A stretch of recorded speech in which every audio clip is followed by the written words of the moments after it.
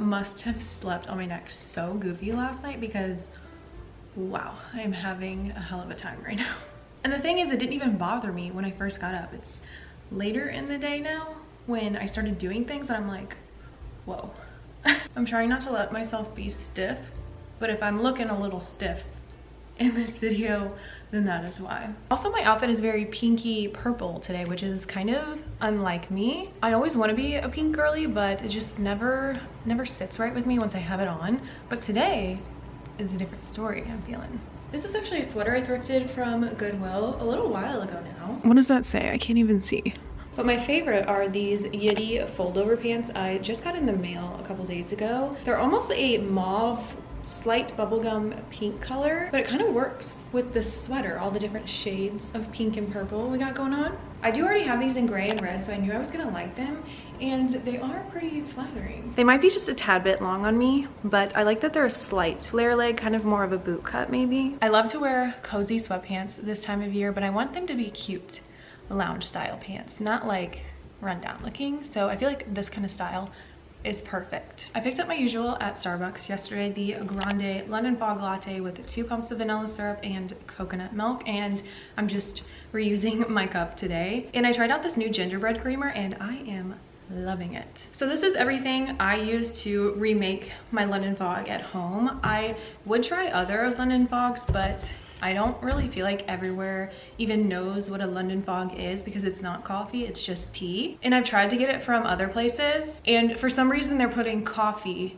in my tea, and I don't drink coffee. So unfortunately, Starbucks is the only place I know that I can get a good London Fog, and I live in the Midwest, so it's kind of far and few between in that area. But if you have any recommendations, let your girl know. Starting with tea bags, this is our tea drawer. As you can see, she is quite filled. I love to drink tea. So for my at-home London Fog, I like this brand. I will use 2 of these tea bags. But I also discovered this brand recently. I will use 1 of these Earl Grey tea bags and then this vanilla one. It's a nice combo together. And they also come in a cute tin. Also would recommend using 2 tea bags because then the flavor is a bit more potent. I really get down with the Califia brand in general, not even just for a London Fog. Recently also picked this one up. I never see the organic ones here in the Midwest very often, but this is very sweet. You just need a tiny bit. But they were out of this week when I went, so I had to try something new, and I'm kind of glad because this is delicious. And I find it's not as sweet as this one, and it's so perfect for this time of year. And it's with oat milk instead, which honestly is probably better for me because I'm pretty positive I have an almond allergy, which is quite annoying because I would eat a tub of almond butter like once a week. This year more than ever, I've really been loving the gingerbread flavor. I never liked gingerbread before, but apparently my taste buds have changed, and you gotta try this if you like gingerbread. So I'll put a little bit of this first in the cup and then fill up maybe halfway the rest of the way with this. And then to the top of the cup, I just fill it with water. And if you use a microwave, obviously heat up your liquid that way, but I come over to the stove and boil it in a pot. And then I will pour it on top of the tea bags. And I kind of feel like on the stove, it makes it naturally a little bit frothier depending on, you know, how long you boil it for. But that was my very in-depth recipe on how I make my at-home London Fog. If maybe you want to switch up not drinking coffee so much, I would recommend this. It's pretty similar in a way because I used to be someone that had to drink coffee every single morning, but now this is my little morning treat and I have been loving it. And we do have really cute Christmas cups I need to be using, honestly, because they just make drinking your tea or coffee so much more enjoyable. This is one of my favorites right now. I love the scalloped edge. This is another favorite because it looks so vintage. I love to even drink hot cocoa out of this one. This is another cute scalloped one.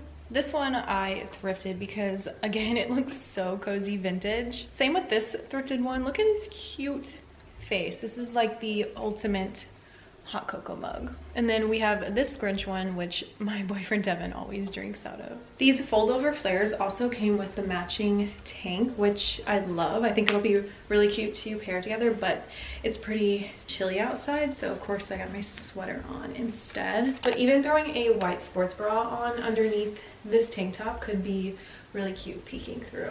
I'm typically a size small across the board with most brands, but with Yitty, I find I need to size down to an extra small, so I got the tank and the pants in a size extra small. And this isn't a typical color for me that I would gravitate towards buying, but I love that it's growing on me. It's kind of giving me a little bit more life in the wintertime right now by adding a little bit of cheerful color. I also have some new goodies from YSL Beauty. I already know that I love this product. It feels so nice on your lips. This is their Candy Glaze Lip Gloss Stick. This is a darker shade in Showcasing Nude. I have the more clear one that looks good with any lip combo. But these are really nice quality and feel definitely hydrating on your lips. I haven't tried this one before. This is the Plumping Lip Oil Gloss. Another darker shade. It is in Purple Dream. Definitely matching my outfit today. And I love the cute little size. Really nice thick applicator, and I kind of like these